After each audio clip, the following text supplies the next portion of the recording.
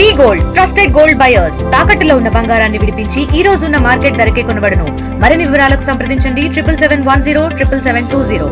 మాయదారి పాడు ప్రేమ ఓ నిండు ప్రాణాన్ని బలి తీసుకుంది.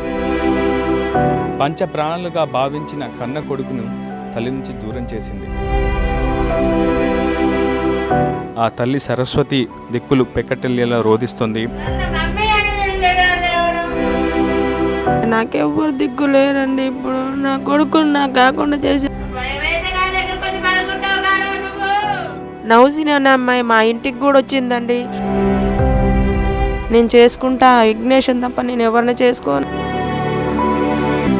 పేకు పోలీసు వాడు ఎవరితోనో ఫోన్ చేయించారు వాళ్ళు. ఆ భయంతో మందు తాగుతున్నాను కూడా చెప్పలేదండి నా కొడుకు. చెప్పినట్టయితే నేను ఇంట్లో ఉంచుకునేదాన్ని.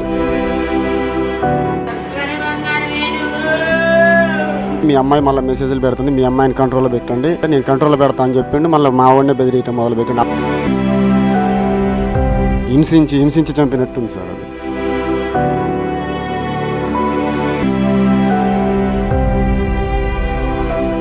కాలం ముళ్ళ ఒడిలో ఓ బ్రతుకు పతనమైంది. చిగురుటాకు లాంటి లేత జీవితాన్ని ప్రేమ ఛిద్రం చేసింది. పంచ ప్రాణాలుగా భావించిన కన్న కొడుకును తల్లి నుంచి దూరం చేసింది. మాయదారి పాడు ప్రేమ ఓ నిండు ప్రాణాన్ని బలి తీసుకుంది. ఈ విషాద సంఘటన ఖమ్మం జిల్లా రూరల్ మండలం పడమటి తండాలో చోటు చేసుకుంది. ప్రస్తుతం ఈ సంఘటనకు సంబంధించినటువంటి పూర్తి వివరాలు అందించేందుకు ప్రస్తుతం నేను పడమటి తండాకు చేరుకున్నాను. పడమటి తండాకు చెందిన తుమ్మోజు విఘ్నేశాచారి ప్రస్తుతం నివాసం వద్ద నేను ఉన్నాను. విఘ్నేశాచారి వయసు 20 ఏళ్ళు. ఈ నెల 3వ తేదీన విఘ్నేశాచారి పురుగుల మందు తాగి బలవన్నానికి పాల్పడ్డాడు. దాదాపు 13 రోజుల పాటు ఆసుపత్రిలో చికిత్స పొందుతూ 16వ తేదీన కన్ను మూశాడు విఘ్నేశాచారి మృతి వెనుక ప్రేమ వ్యవహారమే ప్రధాన కారణమని ఆరోపణలు అయితే వినిపిస్తున్నాయి. ప్రస్తుతం పోలీసులు కూడా ఈ అంశంలో కేసు నమోదు చేసి లోతైనటువంటి దర్యాప్తు చేస్తున్నారు. విఘ్నేశాచారి తరచూ చాలా యాక్టివ్గా ఉండేవాడు. గ్రామంలో అందరితో కలివిడిగా తిరుగుతుండేవాడు. అయితే ఖమ్మం నగరానికి చెందినటువంటి ముస్లిం కమ్యూనిటీకి చెందినటువంటి ఓ బాలికతో అతను ప్రేమ వ్యవహారం నడిపించినట్టు తెలుస్తుంది. ఇరువురు కూడా పరస్పరం ప్రేమించుకున్నట్లు కూడా ప్రస్తుతం మృతుడి బంధువులు కూడా సమాధానం ఇస్తున్నారు. గత ఏడాది కాలంగా వారిద్దరి మధ్య ఉన్నటువంటి ప్రేమ వ్యవహారం యువతి తరపు బంధువులకు తెలియడంతో వారు వేధింపులకు పాల్పడినట్లు, ఆ వేధింపుల ఒత్తిడి తాళలేకే విఘ్నేశాచారి ఈ నెల 3వ తేదీన పురుగుల మందు తాగి బలవన్నానికి పాల్పడినట్లు ప్రస్తుతం మృతుడు విఘ్నేశాచారి కుటుంబ సభ్యులు కూడా గత కొద్దిసేపు క్రితం ఆర్టీవీతో పూర్తి విషయాలు చెప్పడం జరిగింది. ప్రస్తుతం ఆ తల్లి సరస్వతి పూర్తి స్థాయిలో రోదన పెడుతుంది. దిక్కులు పెక్కటెల్లేలా రోధిస్తుంది. 20 ఏళ్ళు కని పెంచి పెద్దవాన్ని చేసి చేతికందే వచ్చినటువంటి కొడుకు ప్రస్తుతం కానరాని లోకాలకు వెళ్ళిపోయాడన్నటువంటి ఆలోచన ప్రస్తుతం ఆమె మనసును పూర్తిగా కృంగదీస్తున్నటువంటి పరిస్థితి ఉంది. ప్రస్తుతం కుటుంబ సభ్యులు కూడా ఆమె ఇంటికి వచ్చి ప్రస్తుతం ఆమెను ఓదార్చే ప్రయత్నం చేస్తున్నారు. ఈ నెల 3వ తేదీన పురుగుల మందు తాగిన బలవన్నానికి పాల్పడినటువంటి విఘ్నేశాచారి సుమారు 13 రోజులు చావుతో పోరాటం చేశాడు. ఎంతో ఆర్థిక వ్యయ ప్రయాసాలు కోర్చే తల్లి సరస్వతితో పాటు కుటుంబ సభ్యులు కూడా విఘ్నేశాచారిని బ్రతికించేందుకు సావధానం అనేక విధాలుగా శతవిధాలుగా ప్రయత్నించారు. కానీ పూర్తిగా అతడు ఆరోగ్యం అంతా కూడా పూర్తిగా ఖరాబ్ అయిపోవడంతో ఒక్కసారిగా అతను కన్నుమూసినటువంటి పరిస్థితి నెలకొంది. ప్రస్తుతం ఈ కేసు విషయంలో ప్రధానంగా ఆ యువతి తరపు బంధువులను కూడా పోలీసులు విచారిస్తున్నటువంటి పరిస్థితి ఉంది. ప్రస్తుతం వారిని కూడా అదుపులోకి తీసుకునేందుకు పోలీసులు యత్నిస్తున్నారు. ఈ ఘటనపై లోతైనటువంటి దర్యాప్తు చేస్తున్నారు. ప్రస్తుతం ఏడాది కాలంగా ఖమ్మం నగరానికి చెందినటువంటి బాలికతో విఘ్నేశాచారి పరస్పరం కూడా ప్రేమ వ్యవహారం నడిపించాడని, అందులో భాగంగా యువతి బంధువులకు తెలిసిన తర్వాత తరచూ విఘ్నేష్కి ఫోన్ చేసి బెదిరించడం, భయభ్రాంతులకు గురి చేయడం పాల్పడినట్టు తెలుస్తుంది. గతంలో కూడా విఘ్నేష్పై యువతి తరపు బంధువులు దాడి చేసినట్లు కూడా ఆరోపణలు వినిపిస్తున్నాయి. ప్రస్తుతం మృతుడు విఘ్నేశాచారి మృతికి ముందు మెజిస్ట్రేట్కి ఇచ్చినటువంటి మరణవాంగ్మూలం ఆధారంగానే ప్రస్తుతం కేసును నమోదు చేసి దర్యాప్తు చేస్తున్నామని చెప్పి పోలీసులు అయితే చెప్తున్నారు. ప్రస్తుతం మృతుడి తల్లి సరస్వతి మనతో ఉంది. గ్రామదీపికగా ఆమె పనిచేస్తుంది. ఎంతో కష్టపడి పిల్లవాడిని చదివించి పెద్దవాడిని చేసి ఒక ప్రయోజకుని చేయాలని ఎన్నో కలలు కంది. కానీ ప్రస్తుతం ఆమె ఒంటరిగా మిగిలిపోయింది. ఆమె భర్త కూడా 18 ఏళ్ల క్రితమే ఆమెను ఒంటరిగా వదిలేసి వెళ్ళిపోయాడు. ప్రస్తుతం అప్పటి నుంచి కూడా సుమారు 18 ఏళ్ళుగా కొడుకును తానే పోషిస్తూ పూర్తిగా ఇంటి భారాన్ని కూడా మోస్తూ కొడుకును చదివించి పెద్దవాడిని చేసి ప్రయోజకుని చేయాలని ఎన్నో కలలు కంది. మరో 2 ఏళ్లలో అతడికి పెళ్లి చేయాలని కూడా ఆలోచన చేసింది. కానీ ప్రస్తుతం విఘ్నేష్ కానరాని లోకాలకు వెళ్ళిపోయినటువంటి ఆ చేదు నిజాన్ని ఆమె దిగమింగుకోలేక రోధిస్తున్నటువంటి పరిస్థితి కనిపిస్తుంది. సరస్సుతో మాట్లాడదాం. విఘ్నేష్ ఏమైనా చెప్పాడా? అసలు మృతికి మునుపు తల్లికి ఏమైనా ఫోన్ చేశాడా, లేదా కుటుంబ సభ్యులకి ఏమైనా ఫోన్ చేశాడా, అసలు ఎలా ఉండేవాడు మనం తెలుసుకునే ప్రయత్నం చేద్దాం. అమ్మ, విఘ్నేష్ ఎలా ఉండేవాడు? తాను ఒక అమ్మాయిని ప్రేమించినట్లు ఎప్పుడైనా మీతో చెప్పడం జరిగిందా? వారిద్దరూ కూడా కలిసి ప్రేమించినట్లు, పలు చోట్ల కూడా తిరిగినట్లు ఆ విషయం యువతి తరపు బంధువులకు తెలిసినట్లు కూడా సమాచారం వస్తుంది, వార్తలు వినిపిస్తున్నాయి. సో ఈ అంశానికి సంబంధించి విఘ్నేష్ ఏమైనా చెప్పాడా? ఎప్పుడైనా ఏదైనా విషయాన్ని పంచుకున్నాడా మీతో? విఘ్నేష్ మంచిగా ఉండేవాడండి, యాక్టివ్ పర్సన్, నాతో మంచిగా ఉండేవాడు. వాళ్ళ అమ్మ నాన్న ఆ నౌసీన్ అనే అమ్మాయి, ఆ పఠాన్ రవిగాడు వాడి భార్య, వాళ్ళు తరచూ ఊరికే ఫోన్ చేసి నిన్ను చంపేద్దాం అనేవాళ్ళు. మమ్మీ నన్ను అట్లా అంటున్నారు మమ్మీ అంటే, వాళ్ళు ఏం చెయ్యరు నాన్న, నేను చూసుకుంటలే నాన్న అని వాళ్ళ ఇంటికి పోయి కూడా బతిలాడినా నేను. వాళ్ళు సరే అమ్మా అని అన్నారు. తర్వాత మేము ఇంటికి రాగానే మళ్ళీ మెసేజ్, విఘ్నేష్ నన్ను వదిలిపెడతావా నువ్వు విఘ్నేష్, మా మమ్మీ వాళ్ళు చెప్పినట్టు నువ్వు వింటావదా అని మళ్ళీ మెసేజ్ చేసింది. మళ్ళీ వాళ్ళు కొత్తగూడెం ఎస్ఐయో మరి ఆయన ఫోటో పెట్టింది. ఈయన మా బాబాయ్ అంట, ఈయన నిన్ను చంపేస్తాడంట, మా పిన్ని ఎస్ఐ, మా బాబాయ్ ఎస్ఐ, కొత్తగూడెం పోలీస్ అని వాళ్ళ ఫోటోలు పెట్టారు. వాళ్ళు బెదిరించారు. ఒకసారి ఖమ్మంలో కొట్టారు, ఉరికిచ్చి కొట్టారు నా కొడుకుని. వాళ్ళ అమ్మ, వాళ్ళ నాన్న, వాళ్ళ బాబాయ్ ఎస్ఐ, వాళ్ళ పిన్ని, వాళ్ళందరూ కొట్టారు నా కొడుకుని. అయినా నాకు చెప్పుకోలేదు. ఇంటికి వచ్చి భయపడుకుంటూ వచ్చాడు. రోజు ఫోన్ చేసేవాళ్ళు, వాళ్ళు చంపుతామని. అయినా నా కొడుకు నాకు చెప్పలేదు. వాళ్ళు కొట్టారని కూడా నాకు చెప్పలేదు. బాగా హింసించారండి నా కొడుకుని. నా కొడుకు బతకకుండా నీ అంతటా నువ్వు చనిపోతే చనిపో, లేకపోతే మేము చంపేస్తాం అని అన్నారంట. అది నాకు చెప్పలేదండి. నా కొడుకు ఇంటికి వచ్చి ఎమ్మటే వేరే బట్టలు వేసుకొని, నేను స్విచ్ ఆఫ్ చేసుకుంటున్నా మమ్మీ, నేను ఖమ్మం వెళ్తున్నా అని చెప్పిండు. మందు తాగుతున్నాను కూడా చెప్పలేదండి నా కొడుకు.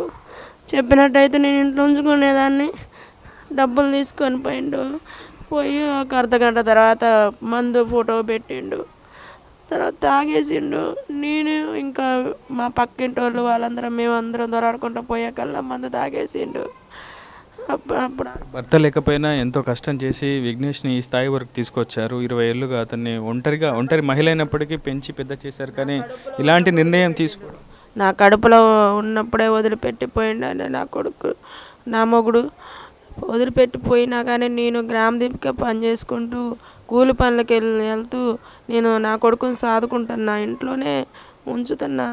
వాడు ఏ పనికి పోకుండా నేను సాదుకుంటున్నాను. నాకెవ్వరు దిక్కు లేరండి. ఇప్పుడు నా కొడుకుని నాకు కాకుండా చేశారు. నా కొడుకుని వాళ్ళ బెదిరింపులు తట్టుకోలేక వాడంతటా వాడే చచ్చిపోయిండండి. వాళ్ళని ఏం చేద్దరో నాకు తెలియదు. నా కొడుకుని నాకు తెచ్చి ఇమ్మని చెప్పండి. నేను ఒంటరి దాన్ని, నాకు భర్త లేడు. నా కొడుకు లేకపోతే నేను ఎట్లా బతకాలండి? నా కొడుకు నాకు తెచ్చి ఇమ్మనండి. వాళ్ళని మాత్రం వదిలిపెట్టొద్దండి. నా కొడుకుని హింసించారండి. నౌసిన్ అనే యువతి ఈ విఘ్నేష్ని కూడా ప్రేమించిందా, లేదంటే నౌసిన్ వెనుకనే విఘ్నేష్ వెంటపడి వేధించేవాడు ఆ అమ్మాయి? లేదండి, నౌసిన్ అనే అమ్మాయి మా ఇంటికి కూడా వచ్చిందండి. నా వినాయక చవితి రోజు మా ఇంటికి కూడా వచ్చింది. బండి ఎక్కించుకొని వచ్చిండు. ఆ రూమ్లో వాళ్ళు 2-3 గంటలు ఉన్నారండి. వాళ్ళ అమ్మా నాన్న లేనప్పుడు వాళ్ళ ఇంటికి పిలిపించుకుంటుందంట అమ్మాయి. నా ఇంట్లో ఉన్న డబ్బులన్నీ తీసుకుపోయి వాళ్ళకే నక్లీసులు, ఉంగరాలు అన్నీ చేపించుకున్నారండి. నా డబ్బులన్నీ తీసుకుపోయేది. నేను కిరాణా షాప్ కూడా నడిపిస్తా. వాళ్ళ అమ్మకి తెలుసు, వాళ్ళ నాన్నకి తప్ప అందరికి తెలుసు అండి. అందరు మాట్లాడతారు వీడితోని. అమ్మాయి లేకపోతే బతకలేవనని చెప్పేది నాకు ఫోన్ చేసింది చాలాసార్లు, అత్తయ్య అని అనేది. అయినా అమ్మాయి వయసు తక్కువ అని నేను కూడా ఏం మాట్లాడలేదు. చిన్న వయసులో ఎట్ట చేస్తారని నేనేం మాట్లాడలేదు. అయినా వీడు మాట్లాడకపోయినా ఊకే మెసేజ్ చేసేది. ఊకే ఫోన్లు పొద్దున్న లేచిన కానించి 100 సార్లు ఫోన్ మాట్లాడేది. నా కొడుకు లేకుండా అమ్మాయి బతకలేవదు. వాళ్ళ అమ్మ నాన్న వాళ్ళే టార్చర్ పెట్టారు. వాళ్ళ బాబాయ్ కొత్తగూడెం జాబ్ చేస్తుండే పోలీస్ అంట. ఆయన వాళ్ళ పిన్ని వాళ్ళిద్దరూ పోలీసులు అంట. వాళ్ళు బాగా టార్చర్ పెట్టారండి నా కొడుకుని బలి తీసుకుంది వాళ్ళే అండి. అసలు ఫోన్లో ఏం మాట్లాడేదో నాకు చెప్పలేదు. నేను భయపడుతున్నాను, నాకు చెప్పలేదండి నా కొడుకు. 10 లక్షలు హాస్పిటల్లో పెట్టినా నా కొడుకు బతకలేదండి. ప్రశాంతి హాస్పిటల్లో 15 రోజులు 13 రోజులు ఉంచినా కానీ బతకలేదండి నా కొడుకు. నా కొడుకుని వాళ్ళు పొట్టన పెట్టుకున్నారండి. వాళ్ళని ఏం చేస్తారో ఏమో మీరే చూడండి. ప్రస్తుతం మృతుడు విఘ్నేష్ చారి తల్లి సరస్వతి రోధిస్తుంది. ప్రస్తుతం అమ్మాయికి సెల్లు కూడా కొనిచ్చిండండి. 30,000 పెట్టి సెల్లు కూడా ఇచ్చిండండి. ఆ సెల్లు కూడా ఆమె దగ్గర ఉంది. ఆ ఫోటో కూడా నా దగ్గర ఉందండి. ఫోటో తీసుకున్నారు ఇద్దరు క్లోజ్గా. వాళ్ళ భార్యాభర్తలు కూడా లాగా కూడా ఉన్నారండి. విఘ్నేష్కు మరి నౌసిన్కి మీరు చెప్పలేదా? మీరు చిన్న వయసు, మీరు ఇప్పుడే తొందరపడొద్దు, ఇంకా భవిష్యత్తులో చాలా జీవితం మీకు ఉందని. ఆ అమ్మాయికి చిన్న వయసు నీది, నువ్వు ఇట్లా ప్రేమించుకోవద్దంటే వయసు ఇంకా 3 సంవత్సరాలు ఆగుతా అంటే నేను చేసుకుంటా విఘ్నేషన్ తప్ప నేను ఎవరిని చేసుకోను అని అనేదండి. ఆ అమ్మాయికి చాలా ఇష్టం నా కొడుకు అంటే. వాళ్ళ బంధువులే వాడిని హింసించారు. వాళ్ళ నాన్న, వాళ్ళ అమ్మ, వాళ్ళ బాబాయ్, వాళ్ళ పిన్ని వీళ్ళే హింసించారు, బెదిరించారు, రౌడీ గాళ్ళతో కొట్టించారు నా కొడుకుని. మతం కానీ మతం, మీరు హిందువులు, వారు ముస్లిం. ఒప్పుకో మతం ఏదైనా నేను నా కోడలుగా నేను చేసుకుంటున్నా అన్నానండి. నా కొడుకు అంటే అంత ఇష్టం అండి నాకు. ఎవరిని చేసుకున్నా మనసులే కదా అనేసి నేను చేసుకుంటా అని చెప్పాను. కానీ వాళ్ళు నా కొడుకుని నువ్వు చచ్చిపోతావా నేను చంపనాను, చచ్చిపోతున్నా కత్తులతో నరుకుతా అని కత్తులు కూడా పెట్టిండండి. గొడ్డళ్ళు కూడా పెట్టిండు వాడికి. గొడ్డళ్ళు, కత్తులు, అవి ఫోటోలు కూడా పెట్టిండండి చంపేస్తా అని. ఇంత జరుగుతున్నప్పుడు మీరు పెద్ద మనుషుల దృష్టికి లేదంటే మీ కుటుంబ సభ్యుల దృష్టికి నా కొడుకు నాకు చెప్పలే, అవన్నీ పెడుతుండని నాకు చెప్పలేదండి. వాడు మనసులో దాచుకొని వాడే కుంగిండండి. వాడి సెల్లులో ఉన్నాయి, అవి ఓపెన్ చేయకుండా నాకు చూపెట్టలేదు ఏమి. వాడు ఒక్కడే మనసులో దాచుకొని బెదిరిపోయిండు. బాగా బెదిరించారండి నా కొడుకుని. నాకు కాకుండా చేశారండి. పోలీసులకు చెప్పారా ఈ విషయాలన్నీ? పోలీసులు ఏం చెప్తారు? పోలీసుల దగ్గరికి మేము పోలేదండి. పోలీసుల దగ్గరికి పోలీసు కేసు పోయాం. ఒకరోజు ఒక పోలీసు ఫోన్ చేసిండంట. ఆ పోలీసు, విఘ్నేష్ నువ్వు ఒక్కడివేరా స్టేషన్కి, మహిళా మండలికి రా అని అన్నారంట. ఆ మాట నాకు ఫోన్ చేసి చెప్పిండు. నేను బ్యాంకుకి వెళ్తే నాకు మమ్మీ ఇట్లా ఫోన్ వచ్చింది మమ్మీ అంటే, నేను వచ్చినాక పోదాంలే నాన్న అని నేనన్నా. ఇంకా ఒక్కసారి ఫోన్ చేశాను, మళ్ళీ చేయలేదు అని నేను తీసుకెళ్ళలేదు. తెల్లారి మళ్ళీ ఆ ఫోన్కి ఫోన్ చేస్తే నేను పోలీసే కాదని అన్నాడు ఆయన. ఫేక్ పోలీసు వాడు, ఎవరితోనో ఫోన్ చేయించారు వాళ్ళు. ఆ భయంతో వాడు తాగిండు, వాడు మందు తాగిండు. పోలీసుల పేరిట ఎవరో గుర్తు తెలియని వ్యక్తి ఫోన్ చేసి విఘ్నేష్ని వేధింపులకు గురి చేశాడని, తనచు భయభ్రాంతులకు గురి చేశాడని, కత్తులతో గుడ్డలతో నరికి చంపేస్తాను, నువ్వే చచ్చిపో అంటూ కూడా చెప్పాడంటూ ప్రస్తుతం విఘ్నేష్ బంధువులు చెప్తున్నారు. విఘ్నేష్ మామయ్య కూడా మనతో ఉన్నారు. విఘ్నేష్ మామయ్యతో కూడా మాట్లాడి పూర్తి విషయాలు తెలుసుకునే ప్రయత్నం చేద్దాం. మీరు పోలీసులకు ఫిర్యాదు చేశారా ఈ అంశంపై? పోలీసులు ఏం సమాధానం ఇస్తున్నారు? మీ దగ్గర ఎటువంటి ఆధారాలు ఉన్నాయి? విఘ్నేష్ నౌసిన్ అనే యువతిని ఎంతకాలంగా ప్రేమిస్తున్నట్లు మీకు తెలిసింది? 1 సంవత్సరం క్రితం నుంచి ప్రేమిస్తుండని అంటారు. నాకైతే ఒక నెల క్రితం తెలుసు. నాకు చెప్పరు ఇవన్నీ. ఒక నెల రోజుల నుంచి చెప్తారు. వాళ్ళ నాన్నతో కూడా మాట్లాడినా నేను. అయితే మాట్లాడి ఇప్పట్లో ఫోన్ చేయొద్దని చెప్పి మేమిద్దరం సామరస్యంగా మాట్లాడినాం. కానీ మళ్ళీ వచ్చిన తెల్లారే ఆ అమ్మాయి మెసేజ్ పెట్టింది. నైట్ మెసేజ్ పెడితే అప్పటి నుంచి మళ్ళీ ఫోన్లో మాట్లాడుతూనే ఉన్నారు. ఈ మాట్లాడటం మళ్ళీ వాళ్ళ నాన్నకు తెలిసి అప్పటి నుంచి బెదిరియటం మొదలుపెట్టిండు. రోజు చంపుతా అని. నేను చెప్పలేదా మీరు? విఘ్నేష్ పూర్తిగా మా మాట వింటున్నాడు, కానీ మీ అమ్మాయిని మీరు అదుపులో పెట్టుకోండి అని చెప్పే ప్రయత్నం ఏమైనా చేశారా? చెప్పాం. మేము ఫోన్ చేసి మీ అమ్మాయి మళ్ళీ మెసేజ్లు పెడుతుంది, మీ అమ్మాయిని కంట్రోల్లో పెట్టండి, మీ అమ్మాయి ఫోన్ చేస్తుంది ఊరికే అంటే నేను కంట్రోల్లో పెడతా అని చెప్పిండు. మళ్ళీ మా వాడినే బెదిరియటం మొదలుపెట్టిండు. అప్పటి నుంచి కూడా బెదిరించండు. బెదిరింపులు అంటే ఎటువంటి బెదిరింపులకు పాల్పడ్డారు ఆ యువతి బంధువులు, తల్లిదండ్రులు? ఖమ్మం వస్తే ఖమ్మంలో ఎక్కడైనా నేను నరుకుతా, మిమ్మల్ని కొత్తగా కత్తులతో నరికిస్తా. మా బంధువులు పోలీసు వాళ్ళు, మా బంధువులు ఎస్ఐ గారు ఉన్నారు, మా వాళ్ళు అందరూ రౌడీ షీటర్లే ఉన్నారు, ఇంకా ఎక్కడికి వచ్చినా చంపేస్తామని బెదిరిస్తారంటండి. వాళ్ళు బెదిరించి ఇవన్నీ పొట్టను పెట్టుకుని ఇంత జరుగుతున్న మీరు మామయ్య అవుతారు, మీతో ఏమన్నా పంచుకున్నాడా విఘ్నేష్? మరి ఇటువంటి విషయం చెప్పాడా? చివరిసారిగా పురుగుల మంది తాగిన తర్వాత మీకు ఫోన్ చేసి ఏమైనా విషయం చెప్పాడా? చివరిసారిగా అంటే ఫస్ట్ నుంచి కూడా ఎప్పుడు చెప్పలేదండి. పోలీసు వాళ్ళు ఫోన్ చేశారు మామయ్య అంటే, నేను మా ఊరు సర్పంచ్తో ఫోన్ చేపిస్తే ఆయన ఫేక్ పోలీసు, అసలు పోలీసు ఆయన కాదు, పోలీసు వాళ్ళు కేసు పెడితే మనకి ఫోన్ వచ్చింది చారి అని చెప్తే నేను కూడా ఆ రోజు పోలేదండి. మళ్ళీ తెల్లారి నైట్ నుంచి కూడా బాగా టార్చర్ పెట్టితే వాడు నైట్ కూడా మాకేం చెప్పలేదు. డైరెక్ట్గా పురుగుల మందు తీసుకొని పోయి తాక్కుంటూ నాకు వాయిస్ మెసేజ్ పెట్టిండండి. మా అమ్మని మంచిగా చూసుకో మావయ్య అని చెప్పిండు. వాళ్ళ చేతిలో నేను చావలేను, నేనే చచ్చిపోతామని మెసేజ్ పెట్టిండండి. అయితే మేము తోలాడుకుంటూ పోయినాం. అంటే మీరు ఫోన్ చేశారు ఆ సమయానికి, విఘ్నేష్కి ఫోన్ చేసి వద్దు అని చెప్పే ప్రయత్నం? ఫోన్ స్విచ్ ఆఫ్ అయిందండి. ఫోన్ స్విచ్ ఆఫ్ పెట్టుకొని పోయిండు. మేము దోలాడుకుంటూ పోయినాం కానీ ఎక్కడ లేదు. వాయిస్ మెసేజ్ వచ్చింది. ఇక వాయిస్ మెసేజే మేము చూసినాం సార్. తర్వాత మందు దాగి దొరికితే ప్రశాంతి హాస్పిటల్లో తీసుకుపోయినాం. 10 లక్షల దాకా ఖర్చు అని పొట్టను పెట్టి హింసించి చంపినట్టుంది సార్. అది మొత్తంగా యువతి తరపు బంధువుల వేధింపుల వల్లే విఘ్నేష్ చనిపోయినట్లు మృతుడు విఘ్నేష్ కుటుంబ సభ్యులు చెప్తున్నారు. మొత్తంగా ఈ అంశంపై పోలీసులు కూడా లోతైన దర్యాప్తు చేయాల్సి ఉంది. యువతికి సంబంధించినటువంటి బంధువులు పోలీస్ శాఖలో ఉన్నతమైనటువంటి స్థానంలో ఉండడంతో వారి ఇన్ఫ్లుయెన్స్ మేరకే ప్రస్తుతం పోలీసులు కూడా తమ విఘ్నేష్ని వేధించినట్లు, కొంతమంది ఫేక్ పోలీసుల పేరిట కూడా ఫోన్లు చేసి చిత్రహింసలకు గురి చేసినట్లు ప్రస్తుతం విఘ్నేష్ బంధువులు చెప్తున్నారు. ప్రస్తుతం పోలీసులు కూడా గత కొద్దిసేపు క్రితం ఘటనా స్థలానికి చేరుకొని విచారణ చేపట్టే ప్రయత్నం చేస్తున్నారు.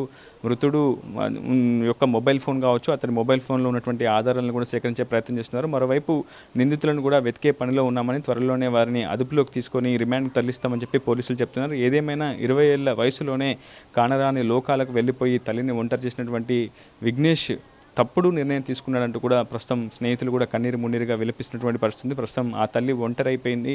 20 ఏళ్ళు కని పెంచి పెద్దవాన్ని చేసి ప్రయోజకుడిగా కన్న కొడుకును చూడాలన్నటువంటి ఆ తల్లి కళ్ళలుగానే మిగిలిపోయాయి. ఇది హైదరాబాద్తో రిపోర్టర్ ఉదయ్, RTV పడమటి తండా నుంచి. ఇండియా పాకిస్తాన్ తాజా అప్డేట్స్ కోసం డౌన్లోడ్ చేసుకోండి RTV లైవ్ యాప్.